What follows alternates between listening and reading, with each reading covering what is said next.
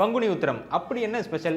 இந்த நாள்ல தான் பெரும்பாலான மக்கள் வழிபடும் இந்து மத கடவுள்களுக்கு திருமணம் நடந்த நாள்னு சொல்றாங்க. குறிப்பா நம்ம சிவபெருமானும் பார்வதியும் சோமசுந்தரர் மீனாட்சின்னு பெயரை மாற்றிக்கொண்டு திருமணம் செஞ்ச நாள் இன்னைக்கு தானா. எல்லா தெய்வங்களையும் வழிபடுறதுக்கு சிறந்த நாளாகவும், முக்கியமா நம்ம தமிழ் மாசத்துல குரோதி வருஷம் இப்ப நடக்குது இல்லையா, அந்த குரோதி வருஷத்துல முருகனுக்குன்னு கடைபிடிக்கிற விரதம் பங்குனி உத்திர விரதம் தானா.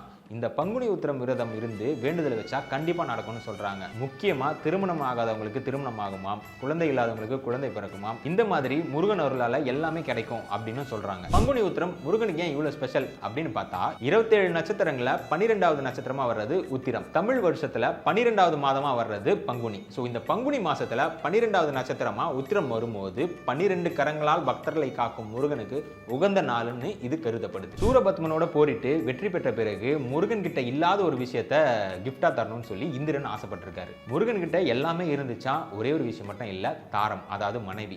இதை பார்த்த இந்திரன் தன்னோட மகள் தெய்வானியையே முருகனுக்கு தாரமாக்கி குறைவில்லாத ஒரு தெய்வமா முருகனை மாற்றினாராம். முருக பெருமான் தெய்வானியை திருமணம் செஞ்சு கொண்ட நாளுமே பங்குனி உத்திரம் நாள் தானா.